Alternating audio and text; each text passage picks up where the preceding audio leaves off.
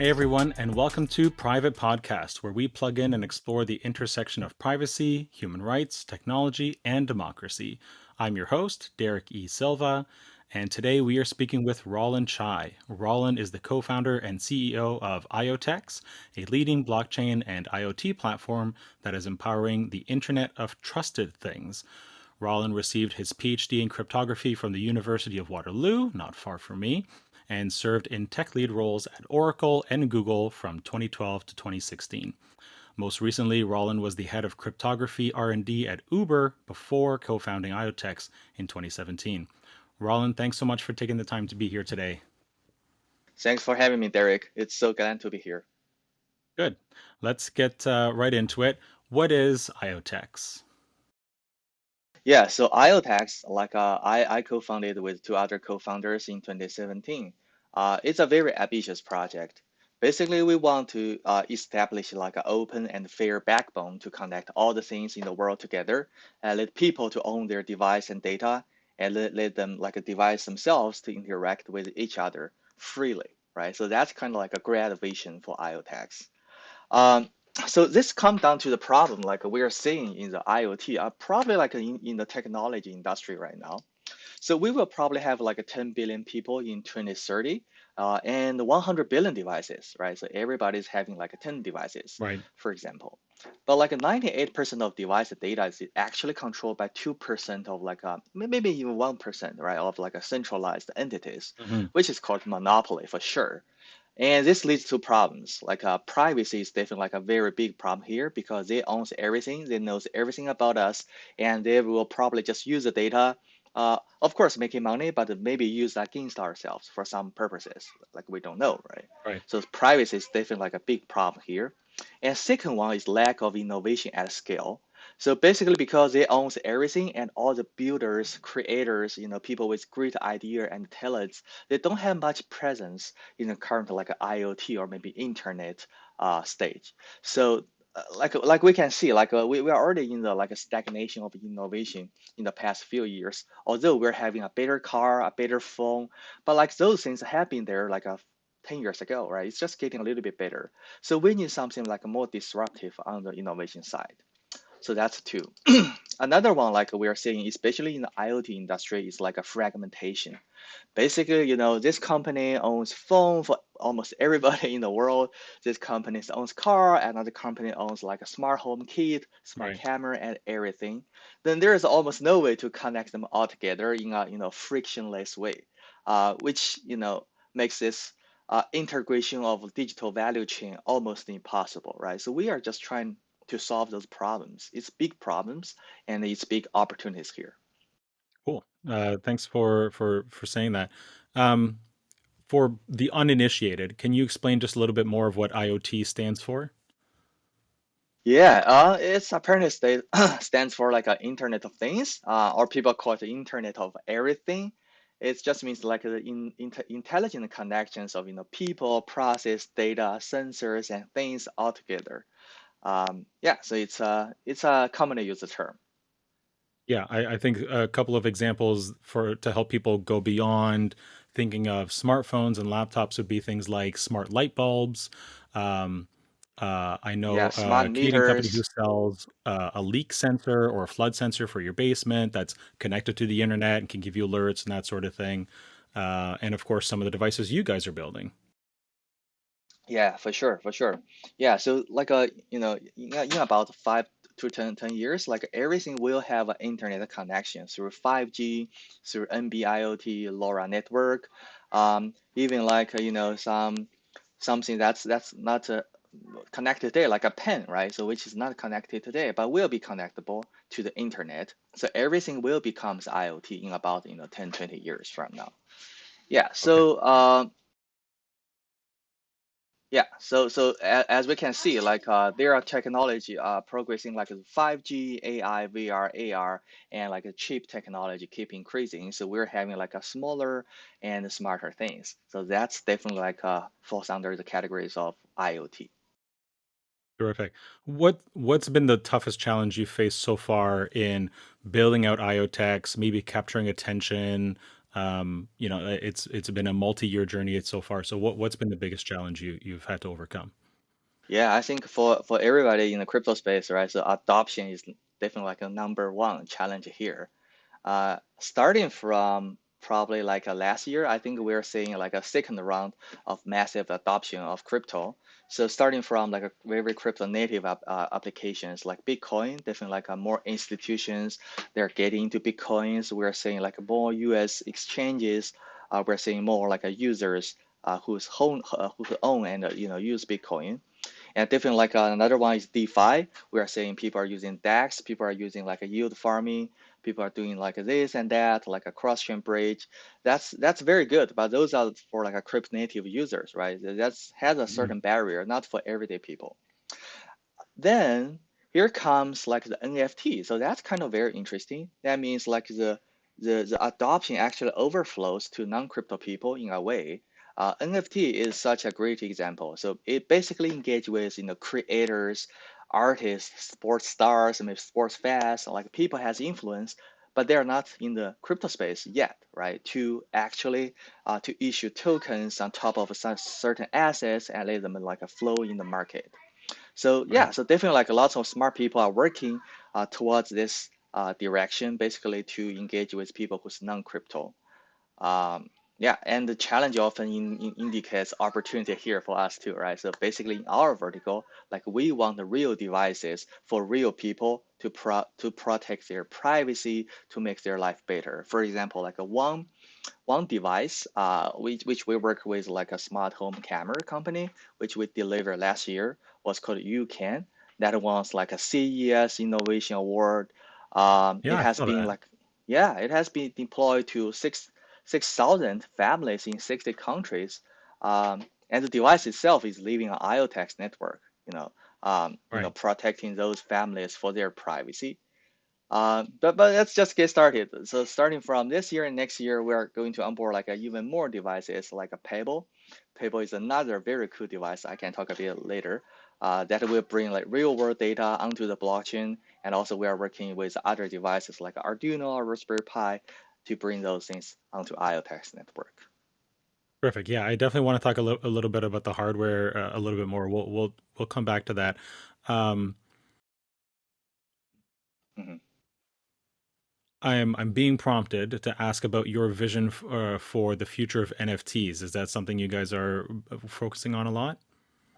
Yeah. So I think that's a good question, right? So let me just take this probably like use this question to answer or maybe talk about the Payable.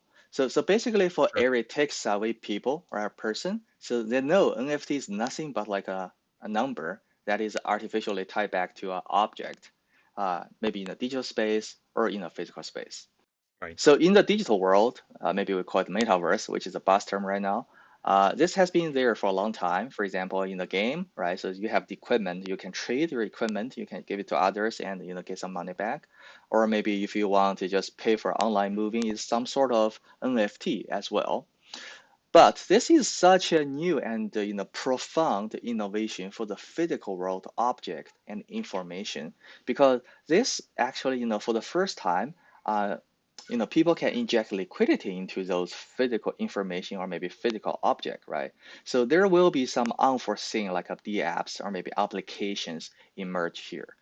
So for example, Payable is like a one we would definitely like a double down heavily on this one. Itself is like a hardware open source like a hardware. It has a trusted chip as its heart, and it has like a 16 sensors like a GPS sensor, temperature, humidity, vibration, Yeah. acceleration, blah blah blah.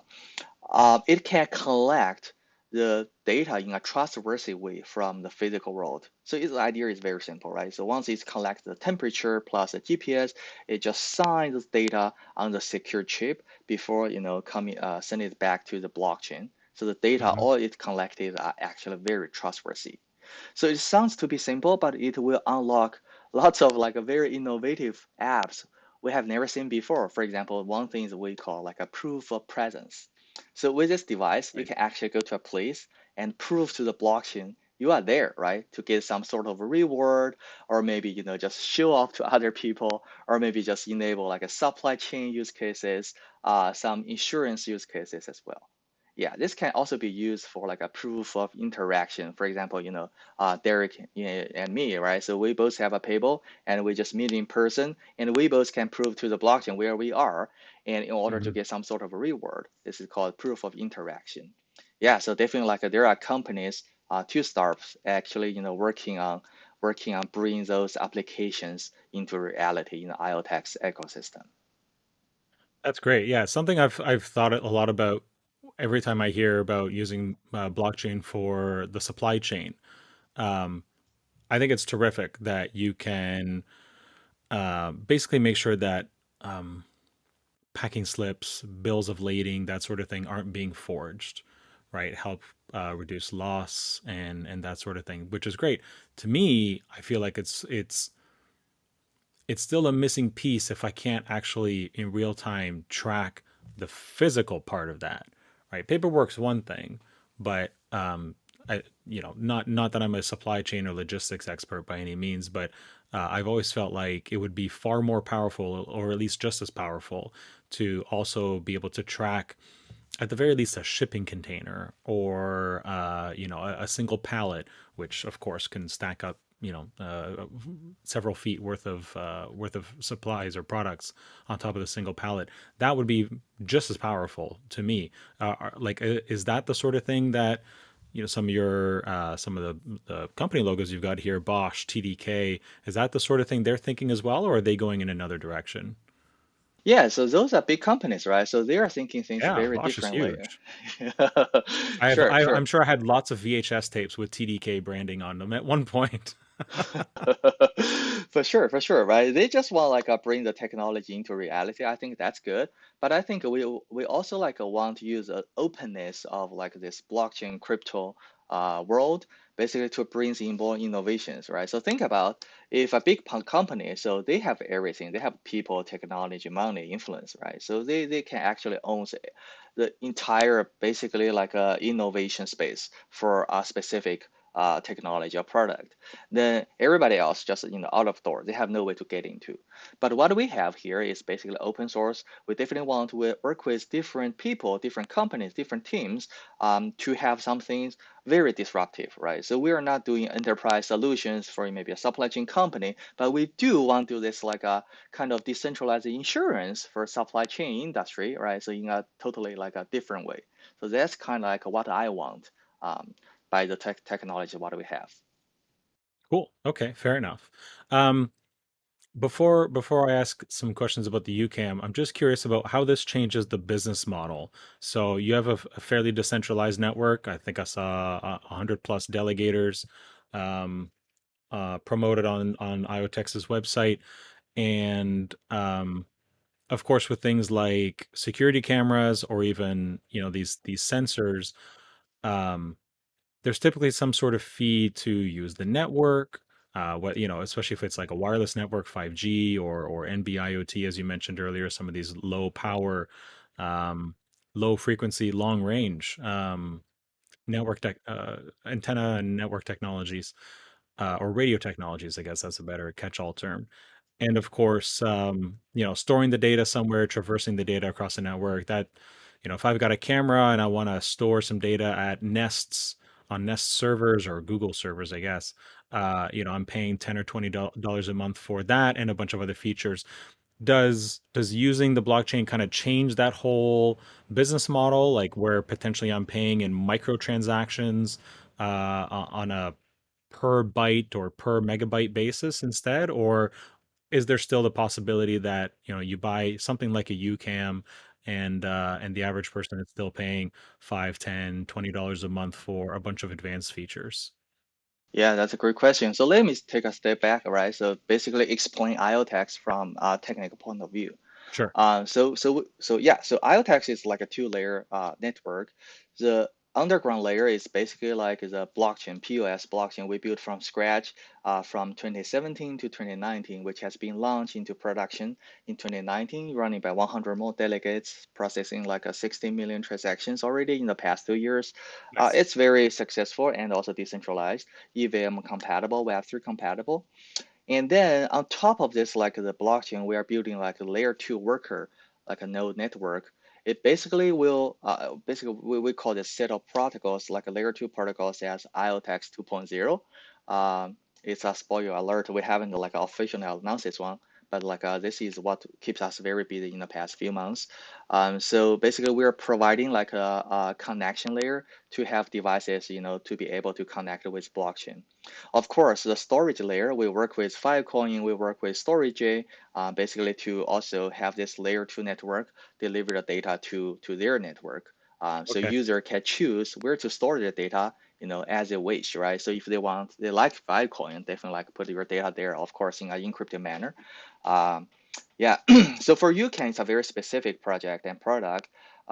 Each UCAN has some sort of like the identity and the private key burned into the UCAN, the secure chip, Hmm. which has been registered on the blockchain side. So we call it like a device management. So its owner can remove a device, can add a new device, and then later this you can start to work, capture all the video like data, which will be encrypted by using like the private key it has on the device. And those encrypted data is actually sitting on maybe user like S3, user like Filecoin, user like a storage, it doesn't matter, right? So it can sit on like where the user wants to store the data. And because the data is actually encrypted, and any the owner or maybe like the owner authorized identities and maybe applications can actually decrypt and use the data. So that's why you pick up a phone, you open up the app, you can see what's going on in your home. Right. That's actually the technology basically powers everything here. Okay. Terrific. Um, Yeah. that's good. I'm actually really looking forward to. I'm considering buying a UCAM. I just got to make sure I know where I'm going to put it, and then because I prefer to put these things outside, so I got to make sure I put it in a space where it's not going to get, Canadian winters, where it's not going to get ruined. Um, so far the Yeah. smart lights from LifeX I have handled the winter fine, but they're also tucked into like a recessed lighting thing. Cool. Yeah, Um, definitely true. so you touched on this a little bit earlier, about talking about how a very small number of companies control quite a bit of data or access to quite a bit of data. I was just wondering if you had any thoughts on companies like Twitter, Facebook, Amazon, Google. Uh, do you feel like they have too much power? Would you like to see that sort of thing decentralized? Yeah. So like when internet was started in 1990s, right? So everything is so open. So we have different communities basically running different protocols, pretty much as we are seeing right now in the crypto space. Everything's so open. That's kind of like one first stage of internet. The second stage, there are some big companies. They are doing a really, really good job in terms of building products like people use, right? Google being a very good example, Facebook, Apple, Amazon. So, all those big four, they are building like a crazily good technology and products for people and make them free for almost for free for everybody to use, right? So that's how they dominate the entire industry in about like 10, 20 years. Now everybody use Google, everybody use Facebook, everybody use Amazon and of course Netflix, Twitter, so on and so forth. So I think the good thing is basically people are getting cool technology for free, almost for free. But the downside is of course you're giving up your right, your digital right. You're giving up your data, you're giving up your information. You let those companies basically to create like a digital profile for you.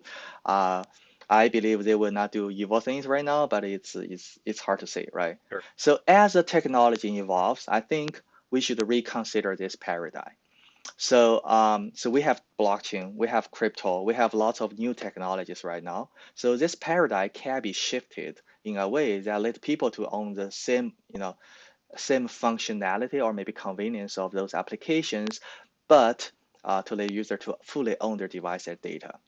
So this could be scary to think about, but I saw news probably like 3 months ago, like ADT. which is the biggest home security kind of Yeah. companies here in the United States, they have their employees spying on people for almost 4 years, right? Because they own your data, so they know what is going on in your home. So they just spy on people for 4 more years.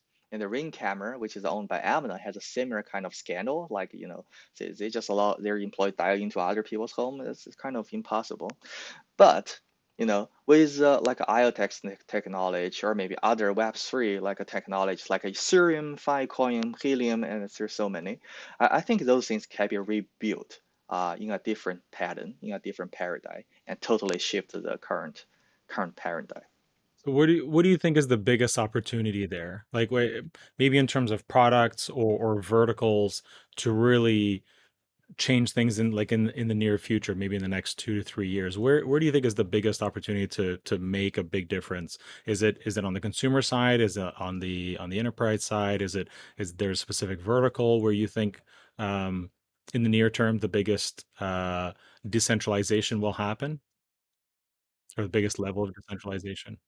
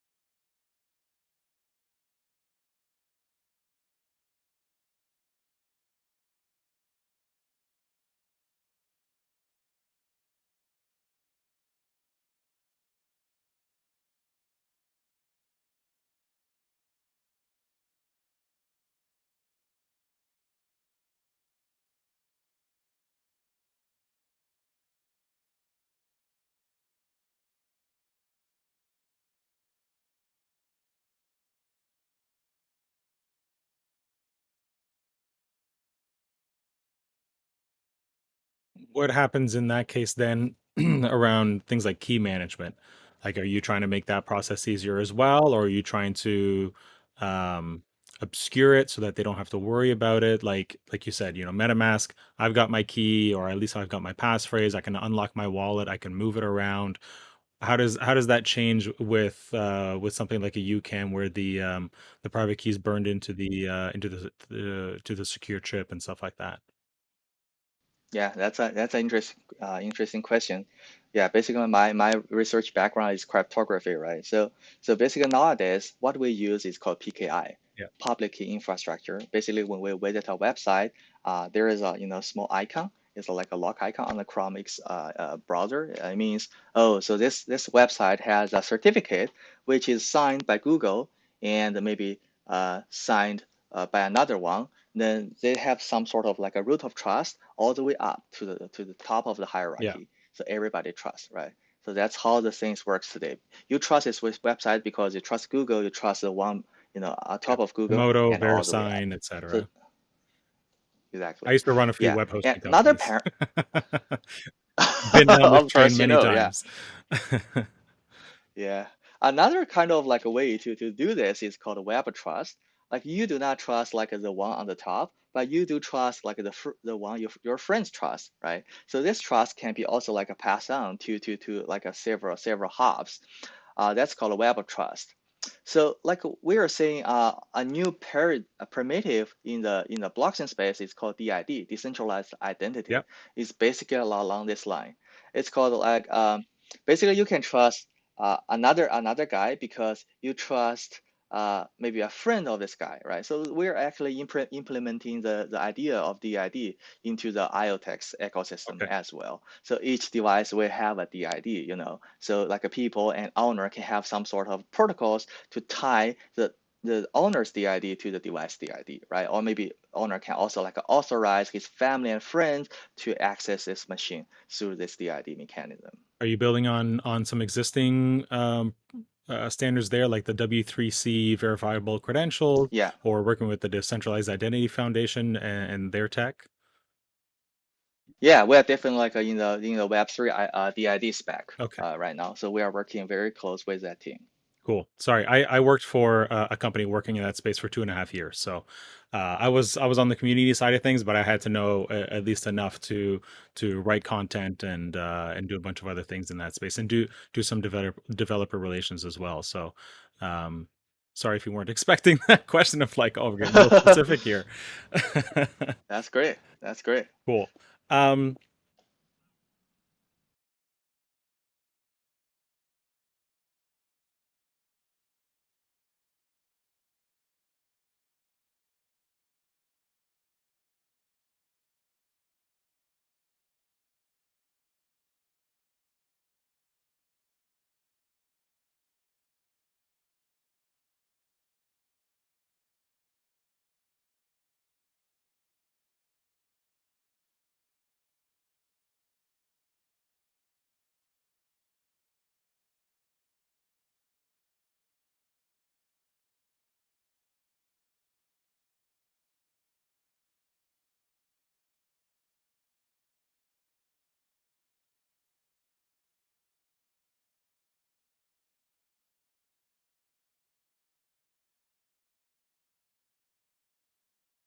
hmm I like it, right? So for people who don't have this context, so basically, Apple's latest iOS 14.5, I believe. yeah, So the users will, have a pop-up in the app they use, right? Basically asking if they allow the app to track your activity across other companies' apps at a website, seen right? it many And times. user can say no too. Yeah, yeah. So which is very good. So I think the reason they're doing this is because lots of apps actually have trackers embedded into them. So they're collecting more data that they need, Hmm. share it with third parties like advertisers, data brokers, right? Yeah, So which collect like sounds, yeah, piece of information about you to create like a digital profile and then monetize on top of that. So I think Apple did the right thing. I definitely like I saw everybody, uh, at least around me, basically opt out of this data sharing once it's become available. yeah, Meaning like a privacy has a real demand, for everyday people. So there is a market fit for privacy features. So this is like a thing that makes me very exciting, right? Because in the past, privacy mostly like lives in the research area. Like we have something called Privacy Enhancement Technology Conference that's actually mostly held in U Waterloo, right? Talking about lots of privacy designs, protocols here and there. But that's the first time like we are saying people actually care about privacy. So that's really makes me very exciting. yeah. Well, That's a great start. yeah. Yeah, I think a lot of people don't realize the concept of privacy by design. That actual term was actually created by the former Ontario Privacy Commissioner Anne Kavukian, and she's been at the forefront there. And if you follow her on Twitter, she is constantly talking about this specific topic. She has a very focused Twitter account and Twitter presence, very much focused on privacy and exposing companies who don't bake privacy into their products, and then congratulating the ones that do. So if you haven't spoken to her, you might want to reach out next time you're in the area. Maybe you can have a meeting with her and talk to her about IoTeX. Um, Yeah, that's a great idea. Good stuff. Yeah, I want to just jump a little bit ahead here, see if we can get your thoughts on some more other IoT related things. What are your thoughts on the on various governments, but I think this is specifically about the US government and energy companies turning to IoT to help with things like monitoring energy consumption and controlling the spread of COVID-19? Yeah. I mean, like IoT is definitely like the right technology for those scenarios, right? Because they are the eyes, nose, ears for computers, for machines, for information. The key here is how do you handle this data in a very, reliable and also security, privacy preserving way. It's kind of a dilemma, right? So if you think about uh, observer effects in the quantum physics, so basically the more information we're getting from the world and people, so we can serve them better. But at the same time, we will probably invade their lives more if it's not properly handled. Right. So yeah, so it's the key part here is I think the how you handle the data.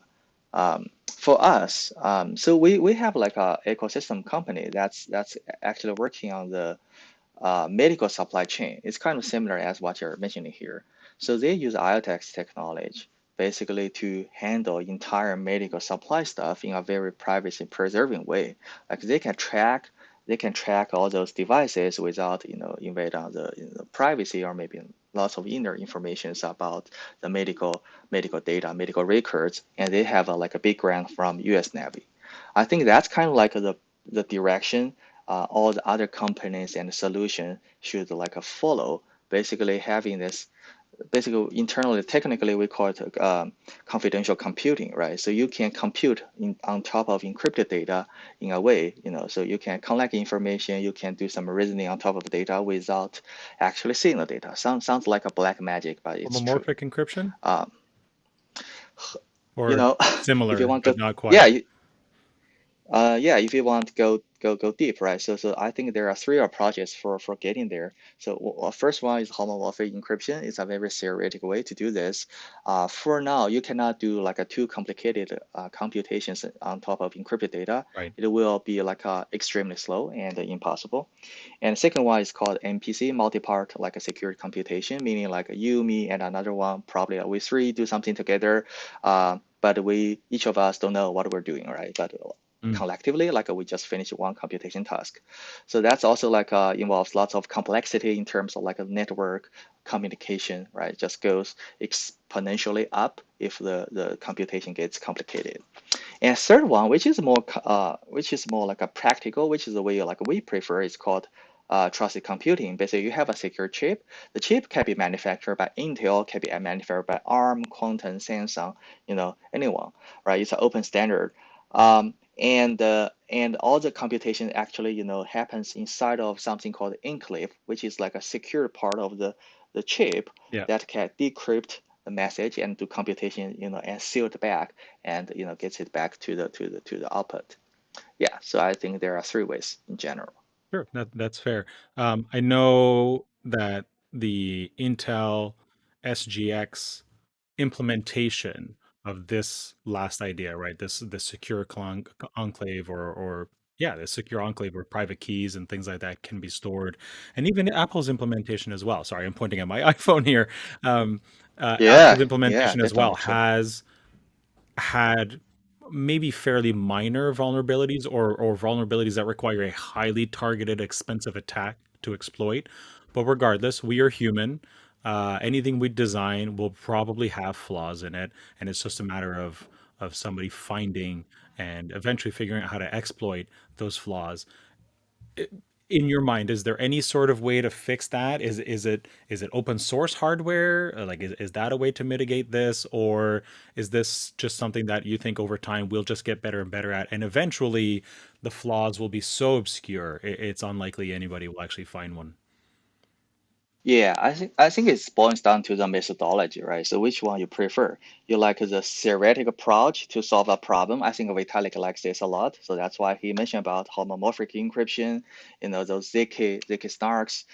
They are all along this line. As long as the theory is sound, like the implementation should be good, right? But the downside here is it's really hard, right? As homomorphic encryption has been there for almost 30 years, Yeah. but still it's far away from being actually used.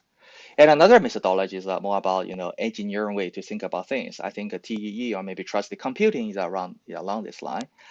There will be errors, like people are making errors all the time, but they are just keep fixing the errors, keep making the things better. So SGX, I think they have a 2.0 coming out this year, right? So Yeah. it's become much better. And another one, like you mentioned, putting everything open will also, making things like rapidly or maybe dramatically better in the near short term. So that's why like we decide to open source like the entire design of paper we have, to let smart people to be part of this one to make this trusted like device better. Cool. Fair enough. Fair enough. You mentioned earlier that you were baking in decentralized identities into the technology and into the even the hardware that you've produced. And I was just looking at the UCAM again, and I do see this idea of blockchain based logins, which I think is more or less using the same technology. What do you think some of the data protection challenges are, using DIDs on pretty much a daily basis? Which I actually wrote something, I think, 2 years ago about, of how I saw that happening. But obviously, this was like a here's how I see it in practice. I'm not the one designing standards and verifiable credentials and that sort of thing. I'm not coding anything. So, what do you think some of the data protection challenges are between where we are now and having this in use in daily life, hopefully in a few years? Uh, yeah, I think this is um, I think there are several things to think about, right? So one is like education. Hmm. So how can we make people aware of this being a real problem, right? Not right now, but probably like in next 5 to 10 years, this will really become a big problem. So I think that's kind of thing like we should make people to think about. As far as we can tell, like regulators, so they see something like probably already. So they have lots of privacy regulations issued in the past few years, like a GDPR in Europe, CCPA in California, uh, PAPETA in Canada, Yeah. and HIPAA for healthcare, right? So basically, I think there are more educations around this way, and also Google gets sued for some like a data violation of the usage of users' data in the last year or this year. Yeah, so definitely I think that's a good way to get people aware of this is an issue. And secondly is about technology, right? So the current technology is great, but still not best. For example, Ethereum, everybody knows like the scalability is a problem because it's too popular. So there are some alternatives. Yeah, but we are thinking about even like a one step ahead. So how about once we have 1 million, 1 billion of devices coming onto the blockchain, what should the blockchain be looking like? So that's why like IoTeX blockchain is actually built from scratch. We have some sort of called raw depots consensus mechanism to actually making the blockchain reliable at the same time decentralized and fast, and also have a very kind of feeless transaction, right? It's just like a fraction of a cent for each of transaction. I think I like the analogy like my team is giving to me. So um, you can spend like a $1, maybe $2 to buy a cup of coffee. At the same time, you can issue like a 20K transactions on top of IoTeX network, right? It's almost for free. Yeah. So that's one. Yeah, another one is like innovation. I think that's really important, right? So for now, we didn't see much innovation because everybody's kind of, I'm okay with my current business. No one wants to disrupt the current situation right now, especially in the IoT space. We work with this UCAN product. We know the pain points here. Everything in the IoT industry is so legacy, so close, and people have this very old mindset. Oh, I own this, device, I'm not going to open source the firmware of this device because I'm making money, on top of this one. But we want like a new paradigm here. We want disrupt like the existent, the status quo. We want something new, right? So we want basically how you have the innovation is you can break down a big system or maybe project into smaller pieces. Then each one, because it's open, it has some sort of incentive. So like the talented people will just get in to just pick up this piece. Oh, I can do like something better here. I can do something better there. Then collectively, so we have like an entirely better system or maybe protocol products. So that's also kind of very important, I think. That's why we're also thinking about different DAO-based developer. Like a developer DAO, basically to engage with teams and projects. We're having this ecosystem fund to help people have the really talented ideas and kind of great thoughts to start to get their hands dirty. Um, yeah, so I think that's what I'm thinking right now. Okay, terrific. Is there anything we didn't talk about that you would like to talk about before we wrap up here? Uh, yeah, I think we almost covered everything here, Okay, good to be stuff. honest. All right. Well, I Uh, think that's a good place to end it then. I'm really interested in the Pebble and the UCAM product, especially UCAM, simply because I can literally just plug it in and get going. The Pebble I think is super cool.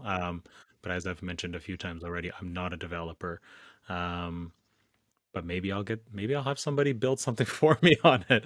Regardless, I think it's terrific what you guys have built. Oh, sorry, there was one more question. Um, uh Big thing right now with non-Ethereum blockchains, especially if they are Ethereum virtual machine compatible, is bridges. If somebody wants to bring an existing token to the IoTeX blockchain and then maybe convert it to a native token in order to pay for transactions and that sort of thing. Is that possible right now? Do you have any bridges, or are there any bridges available? Yeah, so we have a bridge. It's called IOTube. You can take a look at this one, Yeah. tube.iotex.io. So it's basically like a multi-chain bridge. So for now, we this one supports like a tubing the assets from Ethereum, Polygon, I believe, BSC onto IOTeX, and just and from IOTeX to those chains. Cool. And in the near term, so we will support even more chains for on this one, like a Solana, Phantom. And at the same time, we will probably support this cross-chain contract call, which makes it possible, like you can potentially start something on Ethereum and you want to maybe rent a machine on the IoTeX network, or maybe you want to purchase some trusted data from IoTeX network. So this become possible with this cross-contract call. Okay. Yeah, it's a very cool product. So we are seeing like the traction going up like dramatically in the recent 2 3 months. So feel free to try it out and let us know how do you think. I did find it. I see MetaMask is supported, which is great for me because that's what I use most often, and so I'll definitely check it out. And I guess for anybody who's interested in maybe seeing real activity, you also have IoTT.network, which appears to be a blockchain explorer, has different countries, has the Uh-huh. number of devices attached, as you mentioned earlier, and then of course an actual explorer. So that's I think you got all the bases covered. So good for you. And hopefully we'll see things take off for you even more in the near future. Okay, great. All right. It's a very nice to chat with you. Thanks for having me. Yeah, my pleasure. Thanks, Roland, and have a great day. You too.